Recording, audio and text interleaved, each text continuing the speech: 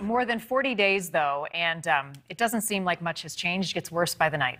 Well, except that all of a sudden the momentum has shifted to the side of the Ukrainians. I don't know. When you look at some of these cities, you wonder, though. Major way. There's not much cities in some cases to go home to. It's pretty interesting, though, how the reporting is starting to jive, because about 10 days ago, we were starting to hear reports of Russian soldiers leaving the areas north of Kyiv because of radiation poisoning.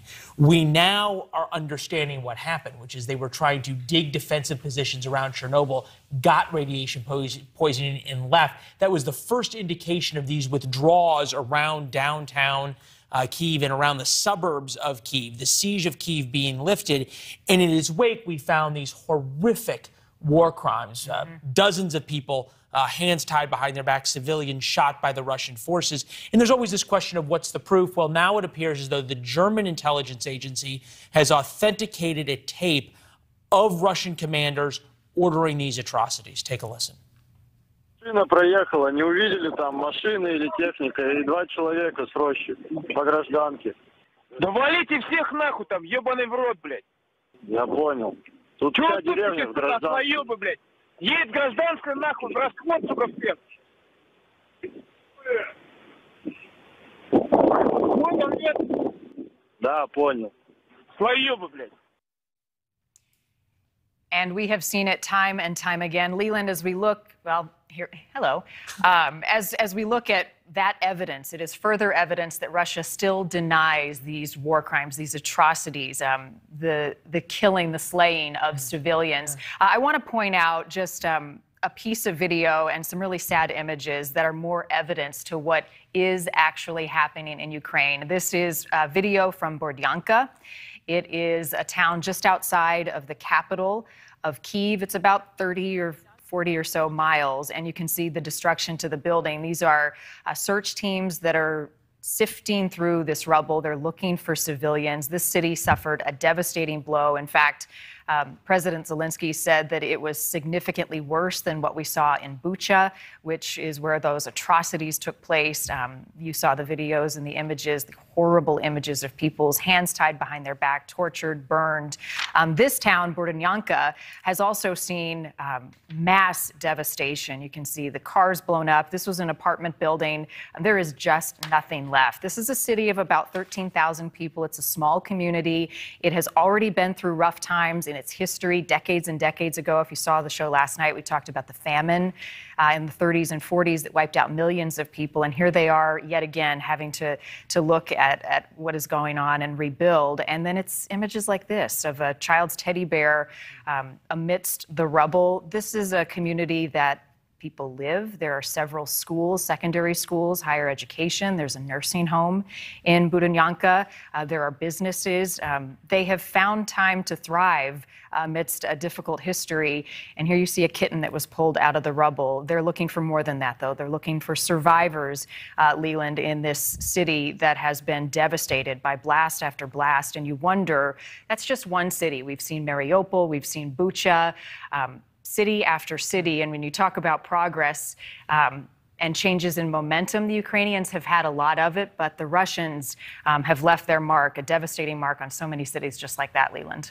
Yeah, there's no question that the Russians have really been able to destroy a lot of Ukraine. However, in terms of how the world is looking at Ukraine, it's very different. Wall Street Journal, when Russia loses the UN, evidence of Putin atrocities is stiffening support for Ukraine. And the Russians, hard to imagine, they were on the UN Human Rights Commission, but they have now been suspended from it. And it goes to the way the world is looking at Russia and Vladimir Putin, from someone to be dealt with and negotiated with to this pariah. We'll give you a sense just in terms of what we were talking about at the geography here. Obviously, this is Kyiv. It was never taken by the Russians. But these areas here were, and the areas in blue are where the Russians were and that the Ukrainians have taken back. And these are some pretty key areas. So the Russians have left here. They're back beside their border. So these supply lines for the Russians are cut. Then when you think about right in and around Kyiv, this is Bucha, right on the original line. That's where we first started seeing these atrocities. Bordyanka, where Marnie was talking about, right here. This was the very beginning of the war at Hostomel. This was the airport that the Russian air assault divisions first landed at and then they were repulsed, thanks in large part, we now know, to U.S. intelligence. That was a huge game changer in the war from the very beginning that allowed the Russians, allowed the Ukrainians, rather, to push the Russians back and to stall their advance. And that's really what set the table for what we see right now. Speaking of what we see right now, all of these forces are now coming back around and have been for about the past week or so, especially out of this area here, back down into the eastern part of Ukraine, ethnically Russian, mineral-rich, oil-rich, and largely thought to be what Vladimir Putin wants. Watch this, especially the city of Luhansk here in the east. This is where they've been fighting over since 2014 when I was there. We'll show you some of the video from in Luhansk where the fighting has been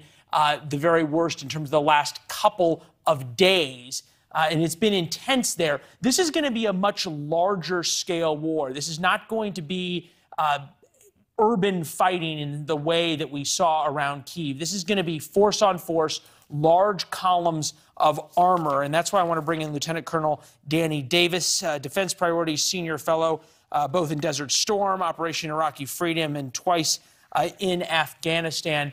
Good to see you, as always, sir. We appreciate it. How is it going to be different fighting in, well, the maps would work. I was going to say fighting in the western part of the country through the sort of urban, suburban parts of the towns that we saw around Kyiv versus out in the east, say in Luhansk and some of these other relatively rural areas?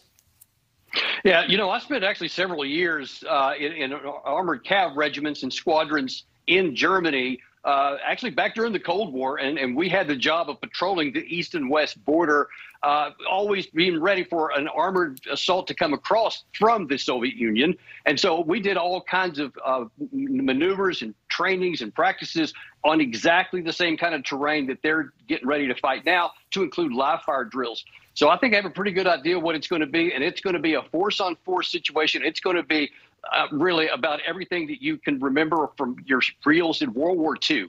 I mean, this is where you're going to have maneuver warfare, and it's going to be interesting to see how this plays out, because Russia has certainly taken a lot of losses, a lot of casualties, but they also have more equipment to backfill it, whereas Ukraine has had less to start, and they've also had suffered a lot of losses. So what happens, though, in the Donbass is really, I think, going to determine how the war plays out. Well, sure, and that now is where everybody's flooding the zone. We know that all the Javelin missiles that have been coming in now here into Poland through Lviv, many of them are now headed to the east. In fact, the Pentagon talked about the urgent need for them. There's a huge Ukrainian line here of about 20,000 troops or so, and right now the Russians are trying to focus in on it from three levels: up from the south, down here, and then through directly out from the east, from Luhansk and some of these other cities. This is the Ukrainian foreign minister talking about the coming battle in the Donbass, which is the eastern part of Ukraine.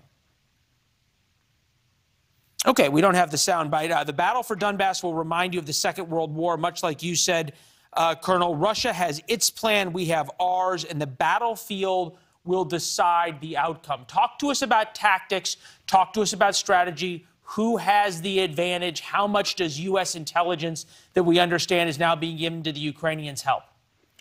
Yeah, this is really the most pivotal battle, and here's the potential upside for Russia, that they may have the advantage. In fact, I would say they do have the advantage right now, because they have more maneuver warfare experience and they have more assets to conduct this with. Whereas the Ukraine folks, the real problem is they're trying to move reinforcements in from the Kiev area, and the problem is they're being interdicted all the way with Russian air power, with missiles and long-range artillery, whereas all of Russia's supplies are literally coming across the border completely untouched. So that's going to be a big advantage for them as well. It's a great point, just to point out for our viewers how it switches. The Russian main supply depots are in here. Obviously, they have them down in Crimea. They're working right on their border. When they were trying to move supplies down here towards Kyiv, they were in Ukrainian territory, Ukrainian villages, trying to move weapons and supplies against a very unfriendly population that made for a great insurgency. How big of a role will the Switchblade drones, the Javelin missile systems, some of these other missile systems that the United Kingdom and the French are sending against the Russian tanks that they were designed to take on. Yeah, and that's actually what I was going to go to next. Whereas Russia has lots of advantages here, this is one of the places where the javelins and the other anti-armor systems will not be as effective in this area because there's not as much constraint from buildings and things that the fighters can hide behind. Now that it's much more open terrain, and that gives the advantage to the Russian gunners who can see further and more accurately. What they need much more of, and I've been talking to a source of mine who's actually on the ground not far from Mariupol, is that they need more of these switchblades. They need more hunter-killer drones because those can be fired from miles behind the front in the safety of their own defensive positions. So that's what I think they need a lot more of, and that's probably what should scare the Russian armor. Let's hope so. Colonel, the one thing that I'm focused on really is the supply lines and trying to get all of this weaponry into the hands of the Ukrainian army, the civilians who are fighting. We do have a moment where White House Press Secretary Jen Psaki is talking about some of the weapons that the United States is sending in to help. You keep hearing Ukraine say, we need more weapons, we need more weapons. Let's listen to that, and then we'll talk about some of the logistical challenges to make sure that they're prepared for the battle you talk about. The United States will have or has provided 10 anti-tank systems. If you factor in contributions from allies, we're almost at 90-1. That means 1 tank, Russian tank, 10 anti-tank systems to fight them back. If you factor in contributions from allies, it's about 25-1. So talk about the challenges that they face right now in making sure that in preparing for the battle you were talking about and making sure that the Ukrainians have the upper hand, that they get these weapons. How much of a target are these supply lines coming from the West? Yeah, that's actually probably the most critical part of this battle is the supply lines. My friend that I told you about that's not far from Mariupol has described that it's great that they have this 92-1 ratio. That's terrific. But can it get to the front? And he was telling me that they have so few, even just rifles.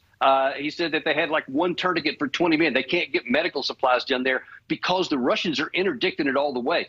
Last week, the Russians attacked 3 trains, resupply trains that were trying to get to the front. So those take a long time to get replaced. And that's why it's really a big benefit to the Russians because they don't have those lines and Ukraine's not able to interdict them. So that's probably going to be one of the biggest factors in deciding who wins this fight. Thanks for watching. Click the red subscribe button below so you can get more of News Nation's fact-driven, unbiased coverage.